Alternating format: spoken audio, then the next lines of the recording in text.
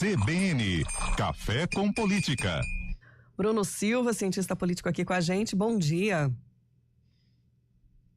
Olá, muito bom dia, Sandra, muito bom dia, Felipe Pereira e, claro, os nossos queridos ouvintes. Que bom tê-la de volta aqui de novo nesse espaço, Sandra. Obrigada, Bruno. E depois da aprovação lá da Câmara, a PEC da blindagem acabou rejeitada, né? Ontem, por unanimidade, na Comissão de Justiça do Senado, encerrou a tramitação dessa proposta. Tudo levava a isso depois, inclusive, dos protestos do fim de semana, né, Bruno? Pois é, Sandra, encerramos esse capítulo, né? Embora eu já vou deixar uma pulga atrás da orelha do ouvinte, né?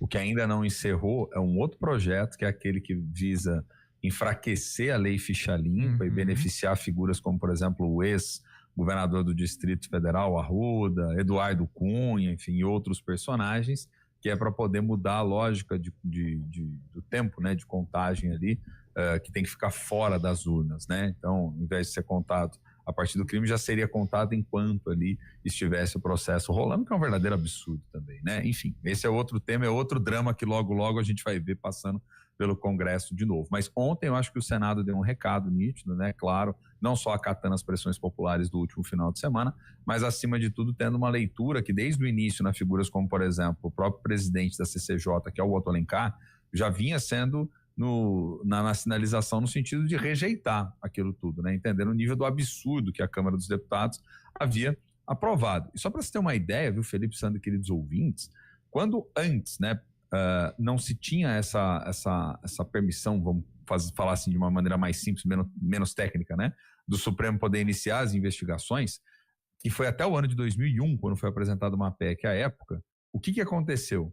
Você teve mais de 200 processos contra parlamentares que não viraram absolutamente nada. Então, acho que tudo isso que saiu, vamos dizer assim, ontem, nos chama a atenção para o quanto que todos os segmentos da classe política, desde os vereadores, que a gente sistematicamente fala nesse espaço, passando pelos deputados que são eleitos nas nossas respectivas regiões, cidades, chegando até a presidência da República, não dá para a gente achar que é natural qualquer sinalização que caminhe no sentido contrário à lógica da punição, né? Ou seja, a impunidade não dá para ser legitimada dessa forma, porque se depender dos parlamentares, aí não tem ideologia, aí não tem diferenças substanciais, aí não tem nada, o que tem é o senso de autopreservação. Por isso que a gente sempre tem que lembrar, em tempos em que se fala tanto sobre soberania nacional, o verdadeiro soberano somos nós, né? E isso a teoria política já mostrou desde o século XVII para cá, então a gente está bem tranquilo em entender que quem legitima isso tudo somos nós, né?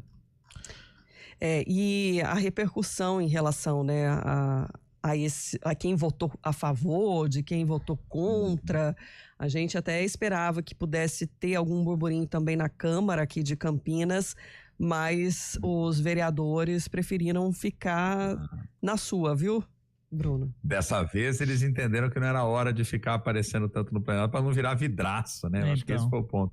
Em tempos em que eles tanto ocupam o espaço ali para trazer as questões nacionais, né? Acho que dessa vez eles entenderam que isso traria muito mais uma repercussão negativa do que necessariamente uma visão positiva. Agora, não vamos nos iludir. Semana que vem eu não tenho dúvida que, a depender do que sair agora desses próximos dias, com outro projeto, que agora também rebatizaram, né? Não fala mais em PL da anistia ampla e restrita e etc. Agora é o novo projeto lá que o Paulinho da Força vem articulando, viu, Felipe Pereira? Com ninguém mais, ninguém menos do que Aécio Neves, personagem de figurinha carimbada. Por onde andava, né? Pois ressurgindo das cinzas. Capacidade de ressurgir gente é impressionante. Não, tá trazendo a tiracolo, Paulinho da Força, Aécio Neves num braço, Michel Temer no outro, para poder de alguma forma rearticular isso tudo. Agora não mais chamando de PL da anistia, mas PL da dosimetria. A ideia é tentar modificar trechos do Código Penal para poder, de alguma forma, arrefecer as penas daqueles que foram condenados no 8 de janeiro. Talvez esse encontre mais simpatia, principalmente da força, né, de representação do bolsonarismo e até mesmo de alguns partidos mais do chamado centrão ali na Câmara. A conferir, mas que tudo isso talvez acirre um pouco mais os ânimos na política local na próxima semana, eu não tenho a menor dúvida. Agora, o que a gente fala também de pegar carona em algumas temáticas, né? A gente noticiou ainda a morte do Dom Gilberto aqui em Campinas, né? Um senhor ligado à igreja aí com grande referência. E aí o Nick Schneider, ainda ontem, propôs de homenageá-lo, dando complemento à Praça Arautos da Paz, levando o nome também do religioso, Bruno. Aí já é uma sinalização pública de uma figura que tem a sua importância, vamos dizer assim, dentro do cenário local. Eu particularmente, Sandra, não acho ruim quando os vereadores trazem esse tipo de homenagem para aqueles que nitidamente contribuíram nas suas respectivas áreas, nesse caso um clérigo, né?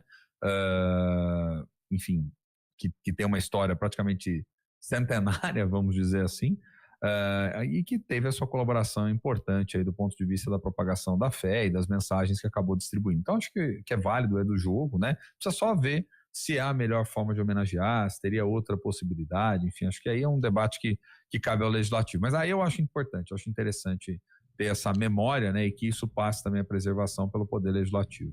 Tem a mensagem aqui do Mauro dizendo que ele pensa que não deveriam trocar ou modificar o nome da Praça Arautos da Paz. Ele fala que para escolher uma rua ou uma avenida para homenagear Dom Gilberto. É por isso que eu falei, né? Aí precisa ver se a leitura da Câmara é adequada de trocar nome ou seria muito mais aproveitar para fazer um outro tipo de homenagem, né? Acho que aí é uma discussão que é válida. Vamos ver se o Legislativo caminha para esse lugar, né? Porque recentemente nós tivemos outras cidades, inclusive, que começaram a fazer modificações de certos trechos de rua de nome. Isso gera uma confusão, gente. Aqui no caso é a praça, né? Mas enfim, já teve de tudo. Modificação de trecho, nome de rua, praça, obelisco e por aí vai, né, Felipe Pereira? Então, às vezes a pessoa, historicamente, quem mora no lugar já conhece aquilo de uma forma, aí se é uma baita de uma confusão. Arautos da Paz é esse exemplo, né? Acho que ninguém, mesmo que seja útil, né, mesmo que seja relevante a homenagem, e o argumento dado pelo Nick Schneider é que a inauguração da praça aconteceu em um evento católico, né, e com a mediação de Dom Gilberto Pereira Lopes. Então, assim, a fundamentação existe, a questão é saber se isso vai simbolizar uma homenagem de fato ou não. Talvez eu concorde. Complementando, né? Complementando. Praça Arautos da Paz, tal. Essa a ideia. Dom, Praça Arautos da Paz, Dom Gilberto Pereira Lopes. Aí não traz tanto prejuízo assim, né? Menos mal. A ideia não é mudar o nome da Arautos da Paz, tá? É complementar o nome da Arautos. Acho uma boa ideia, acho uma boa medida, mas é isso. O Derivaldo aqui diz também que ele acha desnecessário mudar o nome da praça. Então... É o que eu falei, às vezes até pela figura e importância, você pode de repente rebatizar uma outra praça ou o nome de uma nova rua, algo nesse sentido, né? De novo, Felipe, cai naquilo que uma vez eu já falei aqui, os ouvintes de memória mais afiada, até mesmo do que a minha, né? Que a nossa aqui. Eu falei certa vez o seguinte, eu acho que muitos dessas concessões de honrarias, títulos, homenagens, etc., deveria passar antes por uma rápida consulta à população, né? A Câmara tem instrumento técnico para isso, internet, enfim, a capacidade de você colocar isso ali na própria página e estimular durante um tempo, né? Deixa as pessoas participarem, falarem também um pouco. Ô Bruno, e aí o que ficou realmente definido ontem na Câmara é o projeto de lei que cria o Conselho Municipal de Política sobre Drogas e institui a semana, inclusive, de conscientização sobre o climatério aqui em Campinas. Sem novidades daquilo que a gente já estava comentando ontem, né? Não, sem muitas novidades, mas acho que assim, a aprovação é importante. Ontem a gente falou bastante também, né, Felipe, sobre esse assunto, quando a gente comentava também outras estratégias e algumas que a gente entendia que não eram tão eficientes assim, né? Mas nesse caso, obviamente, a política local tem que tentar dar respostas a um dos dramas, que é um dos maiores dramas também do nosso tema, que diz respeito à questão das drogas, né? Então isso acho que é importantíssimo que se tenha. E só para a gente trazer aqui a atualização também da Loteria Municipal de Campinas, né, Felipe? Isso, a Locamp, né, tem previsão para começar a funcionar a partir do segundo semestre do ano que vem. A iniciativa foi criada por lei, está em fase de seleção da empresa que vai operar o sistema. 3 foram consideradas aptas a apresentar estudos de viabilidade e a definição da escolhida deve acontecer no mês que vem, em outubro. A Locamp poderá oferecer todos os tipos de jogos permitidos pela legislação. Raspadinha, aposta numérica como Mega Sena e loteria esportiva. A empresa vencedora vai ser contratada como sociedade de propósito específico, modelo que permite atuação exclusiva para esse tipo de serviço.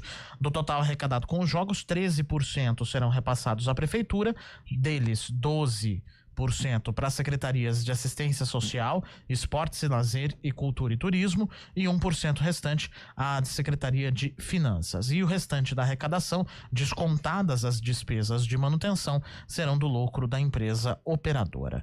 A lei foi sancionada em junho do ano passado. Em agosto, a prefeitura divulgou as empresas aptas, e aí 2 foram desabilitadas, né, por não entregarem a documentação exigida. E várias cidades, né, Bruno, e várias cidades estão começando a ter ideias do tipo, né? Aqui na nossa região parece que Campinas abriu a porta ali, tem um monte já indo também. Piracicaba, por exemplo. Pois é. Então, cara, e você sabe que, na verdade, né, de novo, né, os meus amigos do direito vão poder falar com infinita propriedade a mais do que eu, né? Mas eu não sei até que ponto isso ainda não dá briga de constitucionalidade de alguma forma nessa história toda, né? Enfim, não sei. Confesso que até onde vai o entendimento era muito mais algo do Estado no âmbito nacional, enfim, depois acabou se criando tudo mais. Isso entra de que forma, Felipe?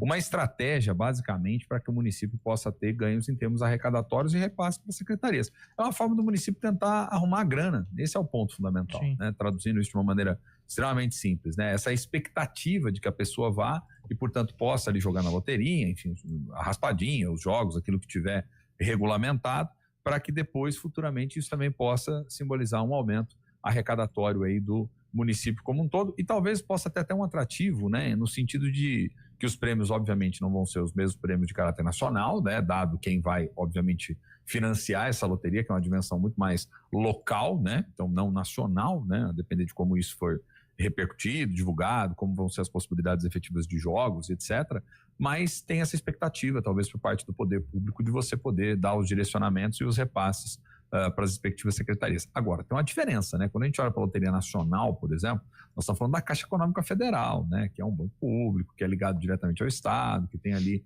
uma outra lógica de fiscalização, compliance, assim por diante. Agora, quando a gente fala na contratação das empresas, tem que ficar de olho, né, em todo esse processo, na transparência, entender esse dinheiro, questão de corrupção, uma série de outros fatores que precisa ficar no radar para que não acabe por ocorrer, né, Felipe? Além dessa questão da legalidade, que eu sei lá, eu ainda tenho um certo pé atrás, né? Os meus amigos aí do direito, juristas, etc., talvez possam facilmente me convencer do contrário, mas eu ainda acho que tem problemas aí a nível nacional. Bruno Silva, ficamos por aqui hoje, te esperamos também com seu comentário amanhã. Combinado, gente. Um abraço grande para você, Sandra, Felipe Pereira, os nossos queridos ouvintes. Uma boa quinta. Amanhã a gente fala de novo. Valeu. Até.